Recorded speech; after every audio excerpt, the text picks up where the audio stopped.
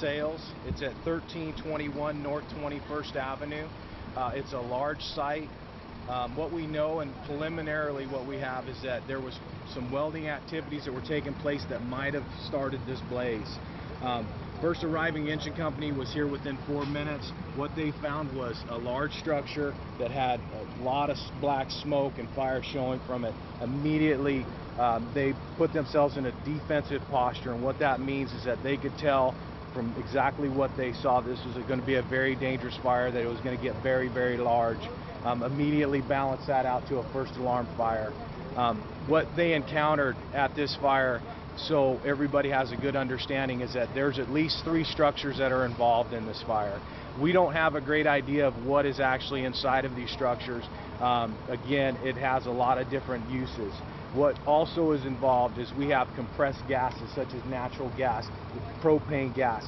Those tanks and bottles had been rupturing due to the heat of the fire and actually coming apart and really jeopardizing firefighters.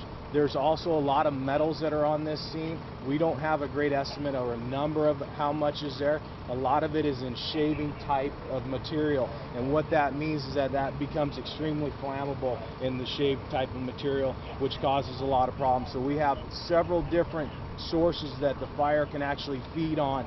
That's why it is so large in nature.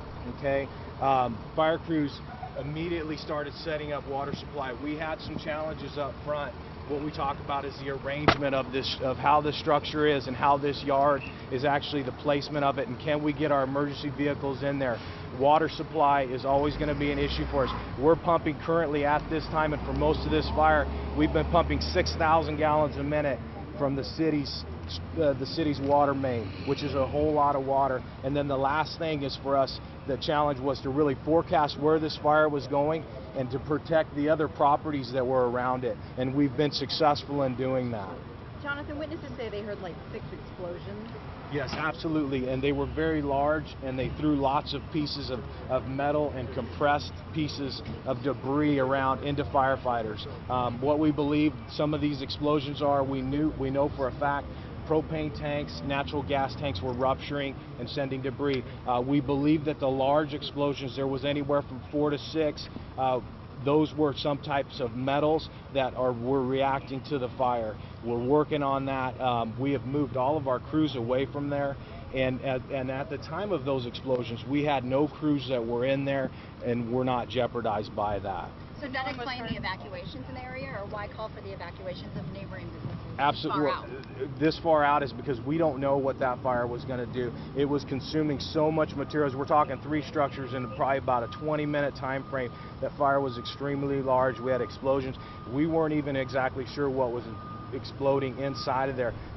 The reason that we wanted everybody off the streets is more for that smoke production. Okay, we were very fortunate today that that thermal column just went up into the atmosphere and went away. It didn't lay low in the city, but there is a jeopardy. People that can be in jeopardy are people that have any type of airway problems or any type of respiratory disease process. The people that were at work in that building, did they all make it out? Were they able to communicate to you what it is that was going on inside, what you were up against? We had some real preliminary sketchy information that's come from them. What we know is that there was 2 workers together.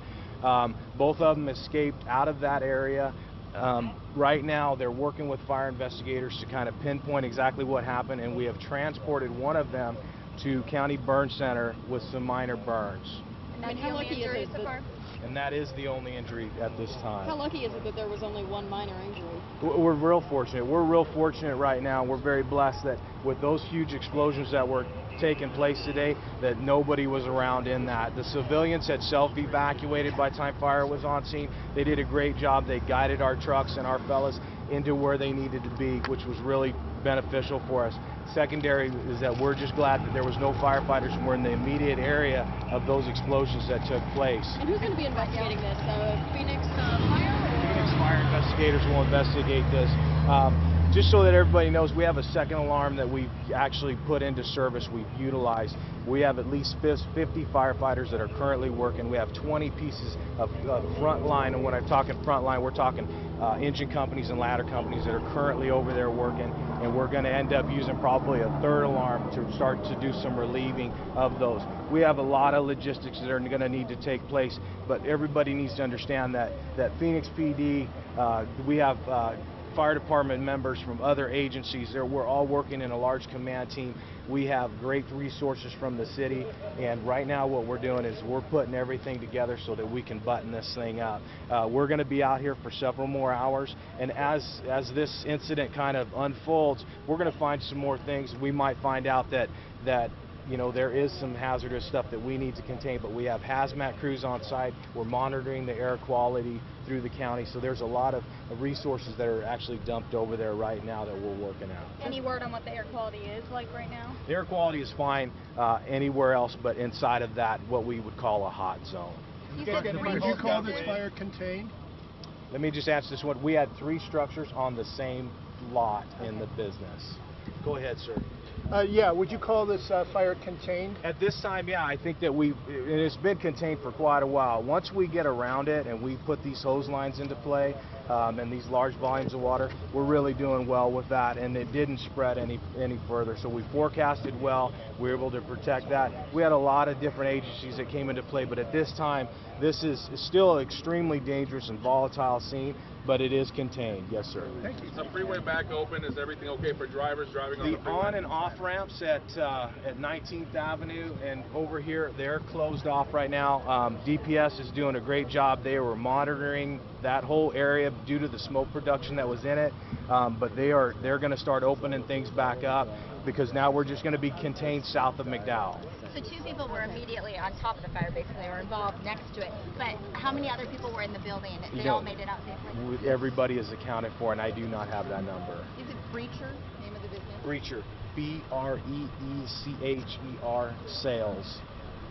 I talked to neighbors in the area. They said that they've heard explosions in the buildings back here before. Have you guys ever been called out to a similar incident? You know, I don't know that question at this time. I know that we have a lot of different things that we come to in certain areas. This is an industrial area, so we have lots of fires in industrial areas, but I don't have any statistics on that.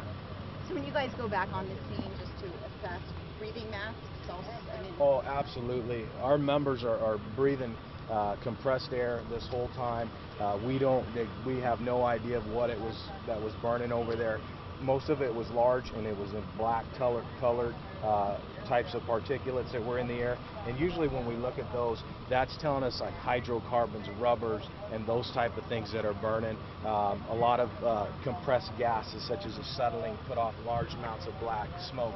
But yeah, our firefighters are actually in their turnout gear. That's a huge hot zone, very dangerous over there. What time did this call come out? 11:50 this morning. Good. Thank you. Thank you. You bet. Thanks, John. Appreciate it. You bet.